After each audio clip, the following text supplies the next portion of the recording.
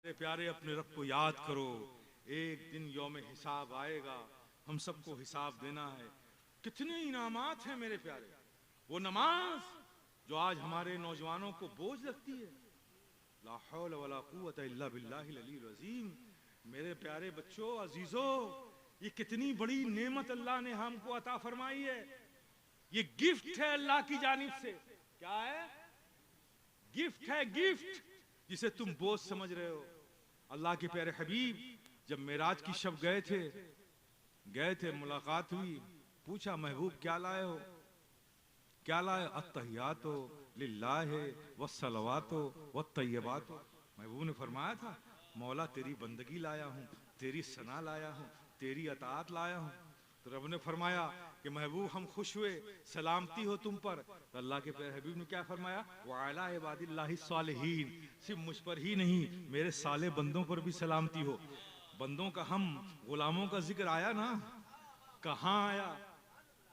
कुर्बे खास में आया। वहां अल्लाह के प्यारे हबीब ने, हमारे आका ने, हम गुनहगार बंदों को याद किया ना। फिर जब वो मुलाकातें हुई, राज़ो नियाज की बातें हो गई, फिर महबूब जब जमीन पर आने लगे तो अल्लाह ने फरमाया, महबूब जब तुम आए थे तो तुमने साले बंदों का भी जिक्र किया था ना, अपनी उम्मत का भी जिक्र किया था। तो जा रहे हो ना अपनी उम्मत की तरफ, तो ये मेरी तरफ से गिफ्ट लेते जाओ। ये नमाज का तोहफा मेरी तरफ से लेते जाओ। मेरे प्यारे, जात जितनी अजीम होती है, उसकी गिफ्ट से उतनी ही इंसान को रिस्पेक्ट भी करता है, मोहब्बत भी करता है। प्यारे बताओ, ईमान से अल्लाह से ज्यादा अजीम, अल्लाह से ज्यादा बड़ा, अल्लाह से ज्यादा अजमत वाला, कुदरत वाला हमारी नजर में कोई दूसरा हो ही नहीं सकता। तो ये उसकी दी हुई गिफ्ट है, इसकी तो ताजीम भी हमें करना चाहिए और इससे मोहब्बत भी हमें करना चाहिए। और देखो फायदे कितने, फायदे कितने। आप देखें आज हमारे दिलों पर, ये जो भाई के दिलों में भाई से मोहब्बतें कम हो गई, वजह जानते हैं क्या है? बाप के दिलों में बेटों के लिए बेलोश शफकतें न रहीं, बेटे के दिलों में बाप के लिए वो अजमतें इज्जतें न रहीं, पड़ोसी का ख्याल न रहा, माँ के दिलों में वो, बेटे के दिलों में माँ के लिए वो इज्जत न रही। ये जो हमारा कल्चर बन गया है, एक भाई एक छत के नीचे, एक माँ एक बाप, एक माँ की कोख से पैदा होने वाले 3 बच्चे, तीनों भाई हैं, लेकिन तीनों भाई आपस में राजदार नहीं हैं। अपनी बातें तीनों एक दूसरे से छुपाते हैं और गैरों से शेयर करते हैं। ये आज हमारी सोसाइटी की हालत है। एक छत के नीचे रहकर भी हम भाई से कोई बात नहीं बताते, न बताना चाहते हैं, हाँ गैरों से जरूर बता देते हैं। ये हमारे माशरे का हाल है। ये सब हुआ क्यों? इसलिए हुआ कि हमारे कल्ब पर नजासतों की कसाफत आ गई है। कल्ब की जो रूहानियत है, उसकी जो रोशनी है, वो कसाफत में दबी हुई है, वो नजासत से दबी हुई है। और ये रोशनी मोहब्बत की, ये रोशनी उल्फत की, ये रोशनी अफवो दरगुजर की, ये सब रूह और रूहानियत से पैदा होती है। वो रोशनी को जब हमने गुनाहों की नजासत से दबा दिया, तो वो रोशनी हमारी जिंदगी के अमल में नजर नहीं आती। भाई का भाई से इख्तिलाफ, बहन के बेटे का बाप से वो प्यार नहीं, बेटे के दिलों में बाप के लिए वो अजमतें नहीं। आज हमारे समाज और माशरे की हालत क्या है कि किसी को किसी पे एतमाद नहीं। ये सब इसीलिए है कि हमारे कल्ब पे कसाफतें गुनाहों की आ गई हैं। तो मेरे प्यारे, इस तनाजुर में भी आप नमाज को देखो। ये नमाज कितनी अजीम नेमत है हमारे लिए। अल्लाह के प्यारे हबीब आका और मौला इरशाद फरमाते हैं कि जब कोई बंदा मस्जिद में नमाज के लिए हाजिर आता है और खड़ा होता है और अल्लाह अकबर कहना ही चाहता है, कहा नहीं अभी, कहने वाला है, तो अल्लाह फरिश्ते को हुक्म देता है, जाओ, ये बंदा मेरी बारगाह में हाजिर हो रहा है, इसने अपने आप को पाक रखा, अपने कपड़े को पाक रखा और वजू करके नमाज के लायक अपने आप को बनाया। इसके इख्तियार में जो कुछ था इसने कर लिया, लेकिन इसके अंदर जो नजासतें हैं ये उसे नहीं निकाल सकता। तो फरिश्ते जाओ, मुश्पाक की बारगाह में हाजिर हो रहा है, तो इसके जाहिर और बातिन दोनों पाक होने चाहिए।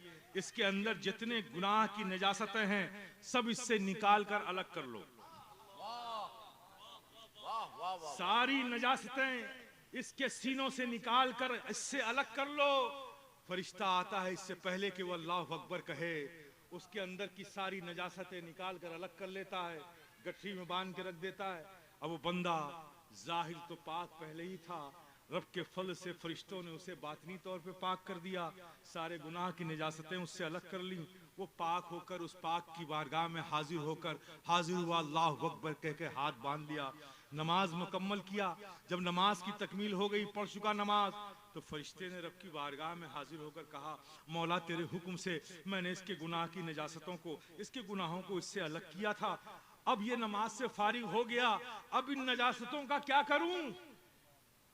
ये जो गुनाह इससे अलग किए थे, अब इसका क्या करूं? तो रहमत इलाहिया मुस्कुरा उठती है और फरिश्ते से कहती है, ए फरिश्तों, जब इससे अलग कर लिया है तो अलग ही रहने दो।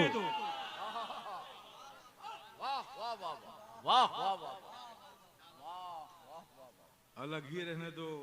कुरान ने इसी तरह इशारा किया है, इन्नस्सलात तन्हा अनिल फहशाए वल मुनकर।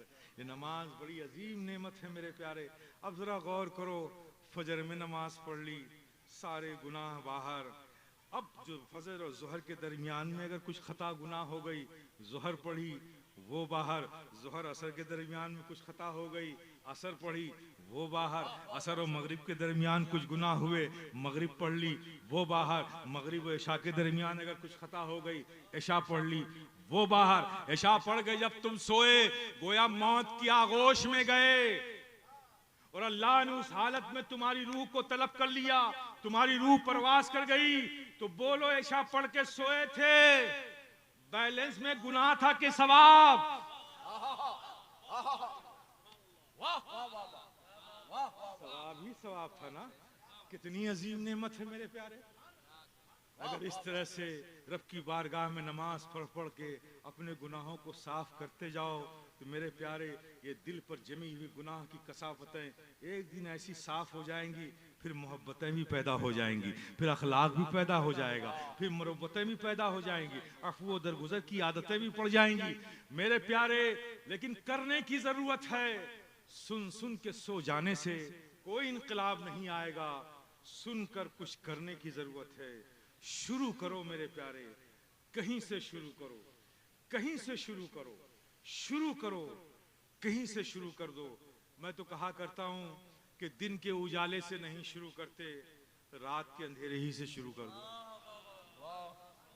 शुरू तो करो मेरे प्यारे। रात में सो रहे हो, चलो यहीं से शुरू कर दो। अभी जाओगे रात में सोने के लिए, जाओगे सोने के लिए, सोगे, बस यहीं से शुरू कर दो। सोचो मैं सोने जा रहा हूं। मेरे आका भी तो आराम फरमाते थे, तो आका जब आराम फरमाने जा रहे होते थे तो उससे पहले क्या करते थे? वजू फरमाते थे। चलो आज मैं भी वजू करके सोऊं। मेरे प्यारे यहीं से शुरू कर दो।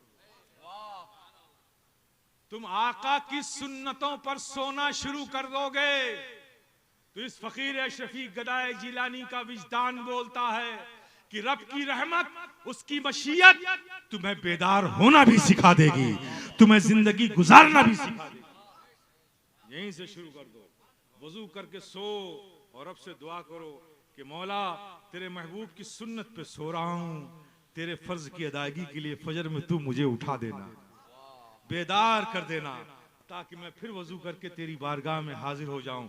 मेरे प्यारे यहीं से शुरू करो, शुरू करो, शुरू करने की जरूरत है।